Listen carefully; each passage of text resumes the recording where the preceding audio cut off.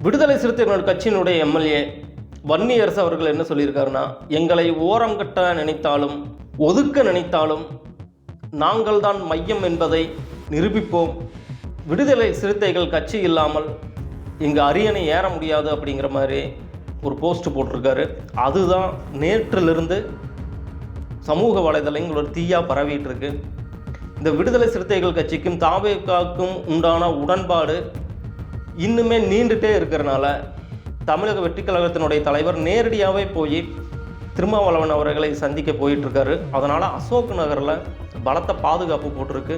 ஏன்னா முதல்வர் அரியணையில் ஏகப்போகும் விஜய்க்கு பலத்த பாதுகாப்பும் விடுதலை சிறுத்தைகள் கட்சிக்கும் பலத்த பாதுகாப்பும் அங்கே போடப்பட்டிருக்கு. மதியத்துக்குள்ள இந்த பேச்சு உடன்படிக்கை ஆனால் விஜய் அவர்கள் சிஎம் அரியணையில் ஏறிக்கலாம். அப்படி இல்லைங்கும் போது இது இன்னுமே கொஞ்சம் நீண்டு போகக்கூடியதாக தான் இருக்கும்.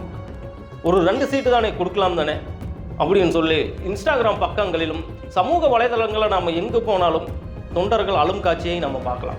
சரி, வெளிப்படையாக கொடுக்கலாமே, இதில் என்ன இருக்குது அப்படின்னா, கூட்டணி தர்மம் என்று ஒன்று இருக்கிறது. கூட்டணியை கேட்கணும், கட்சி மேலாண்மையை கேட்கணும். அவர்கள் இந்த 5 வருடம் ஆதரவு கொடுத்த பிறகு அவர்களுக்கு ஏற்றபடி இருக்காங்களாம், அவர்களுடைய கொள்கைக்கும் கோட்பாடுகளுக்கும் கரெக்டாக வருவாங்களா அப்படிங்கிறதெல்லாம் பார்த்துட்டு தான் முடிவெடுக்க முடியும் அப்படின்னு சொல்லி திருமாவளவன் சொல்கிறாரு. அதுதான் கட்சிக்கும் ஒரு தார்மீக ரீதியான உண்மையான நிலை. சரி, ஓகே, 116 சீட் இருக்குது, இன்னும் 2 சீட்டு தானே. இந்தியன் யூனியன் முஸ்லீம் லீக் நேற்றுலேருந்து கொடுக்குறோம் அப்படின்னு சொல்லிட்டு இருந்தாங்களே, இன்றைக்கி ஏன் கொடுக்கலன்னா, அவங்க பகிரங்கமாகவே நாங்கள் ஆதரவு கொடுக்கவில்லை, வெளியிருந்து ஆதரவு கொடுக்குறோம் அப்படின்னு சொல்லியிருந்தாங்க. இப்போ அதுவுமே இல்லை அப்படின்னு சொல்லி கேன்சல் பண்ணிட்டாங்க. சரி, இன்னும் 2 சீட்டு தான் இருக்குது. 2 எம்எல்ஏ வந்தால் தாவேகா தலைவர் விஜய் அவர்கள் அரியணை ஏறிக்கலாம்.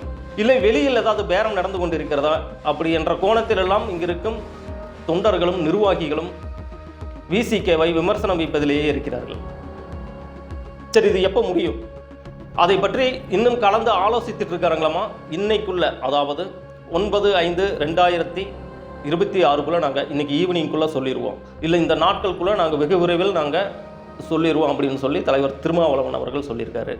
சிபிஐ சிபிஎம் கட்சிகள் தங்கள் ஆதரவை தெரிவித்ததனால் சிபிஐ சிபிஎம் ஆஃபீஸுக்கு போய் நேரடியாகவே போய் அவர்களை ஆதரவுக்கு நன்றி தெரிவித்துட்டு வந்திருக்காங்க.